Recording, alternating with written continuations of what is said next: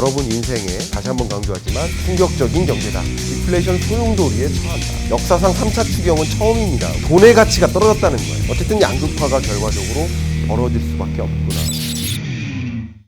IMF의 세계 경제 전망에 따르면 올해 경제 성장률이 마이너스 4.9%입니다. 마이너스 4.9%라는 세계 경제 성장률 이 숫자는 여러분 인생에 처음 만나보는 숫자가 될 것이다.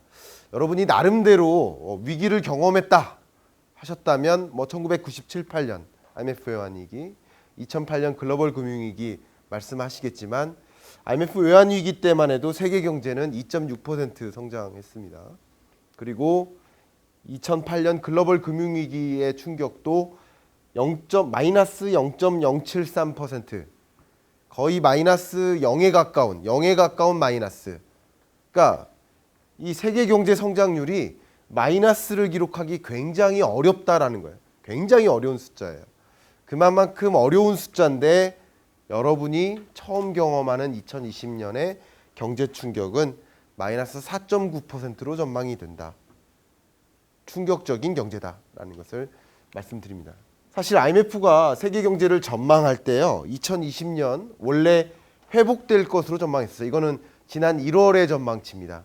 그러니까 2019년보다 20년이 회복되는 경로하에 있다라고 전망을 했다가 코로나19의 충격으로 지난 4월 달에 마이너스 3.0으로 하향 조정하고 이번에 6월 달에 또 한 차례 조정한 거라고 볼 수 있겠습니다.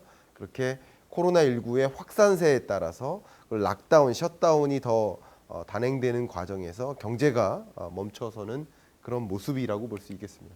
우리나라를 보면 미국도 기존 저점, 가장 낮은, 미국 역사상 가장 낮은 기준금리로 되돌아왔지만 우리나라의 기준금리는 우리나라 역사상 가장 낮은 금리를 처음 경험하는 그런 시대입니다. 그만큼 가장 강력한 완화적 통화 정책, 완화의 시대다. 우리나라 입장에서는 다시 한번 강조하지만 홍익인간 이래로 가장 낮은 금리를 맞이한다. 완화의 시대로 전환됐다. 자, 그런데 이쯤에서 등장하는 키워드가 디플레이션 오는가입니다.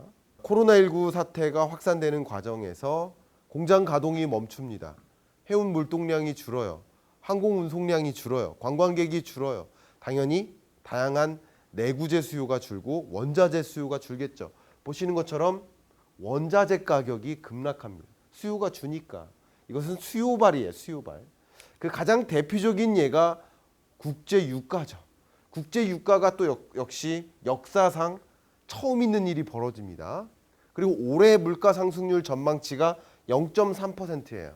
이마저도 앞에 말씀드렸듯이 코로나19 사태가 올해 안에 잡힐 거라고 단정했을 때, 전제했을 때입니다. 그러니까 IMF의 전망치가 올해가 0.3, 내년이 0.4예요. 물가 상승률의 레벨이 아주 그냥 다운되고 있는 거죠. 이게 만약에 물가 상승률이 12개월 연속 마이너스를 지속한다. 그러면 그때는 디플레이션이라고 볼 수 있는 거죠. 소비자 물가 상승률이 마이너스를 지속한다. 그럼 디플레이션이라고 볼 수 있는데 아까는 중장기적으로 봤고요. 지금은 근래 월간 데이터로 봤을 때 어쨌든 마이너스를 기록합니다. 야, 이제 디플레이션 우려, 디플레이션 오는 거 아니야 하는 걱정이 시작되는 시점입니다. 그런 관점에서 걱정되는 것은 이 디플레이션 정말 우리가 처할까? 디플레이션 뭐가 그렇게 위험한데? 라고 얘기를 하지만 단적으로 말씀드리면 물가 하락은 또 다른 물가 하락을 만든다. 물가가 하락해요. 그러면 자동차 다다음 달까지 3개월 내내 자동차 가격이 떨어질 것 같은데 지금 사시겠습니까? 안 사거든요. 부동산 가격이 만약에 5개월 연속 떨어질 거라고 생각해요. 그럼 지금 사겠습니까? 5개월 후에 사겠습니까? 그렇죠? 그러니까 물가 하락은 수요를 더 부진하게 만들어서 또 다른 물가 하락을 만든다. 그것을 디플레이셔너리 스파이럴, 디플레이션 소용돌이라고 하죠. 디플레이션 소용돌이에 한번 처하면 헤어나올 수가 없다. 그 디플레이션 소용돌이를 경험한 나라, 그 대표적인 예가 바로 일본의 잃어버린 20년이죠. 절대 디플레이션에 처하면 안 된다라는 것을 제가 여러 차례 강조합니다. 디플레이션 소용돌이에 처한다. 월스트리트과 메인스트리트 간의 갭. 월스트리트는 소위 말하는 이 여의도처럼 이 자산 시장을 얘기를 하겠죠.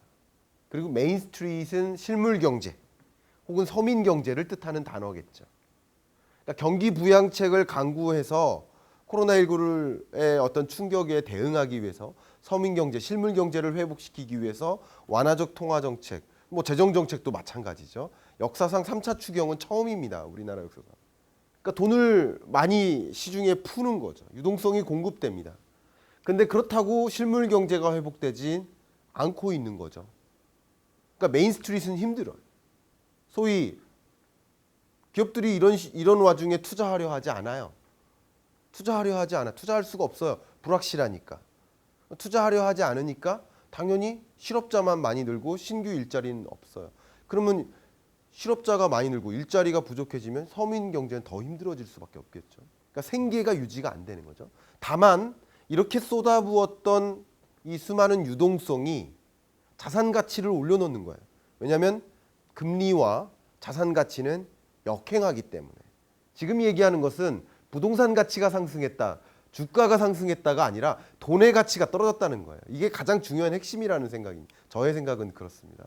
그러다 보니 소위 월스트리트에 있는 자산가들은 굉장히 부가 축적되고, 그리고 메인스트리트에 있는 이 서민 경제는 더 어려워진다. 양극화가 벌어지는 그런 모습입니다. 정말 재밌게도 올해 자동차 매출이 작년보다 늘었어요. 특히 올해 4월 이후에 백화점 내 럭셔리 굿, 사치제의 수요가 두 자릿수로 상승했습니다. 왜 그럴까요? 어차피 자동차나 어차피 사치제는 저소득층이 사는 물건이 아니에요. 고소득층이나 고자산가가 사는 물건인데 고자산가의 소득이 더 늘어난 거예요. 재산 소득이 늘어난 거예요. 자산 가치가 상승하면서.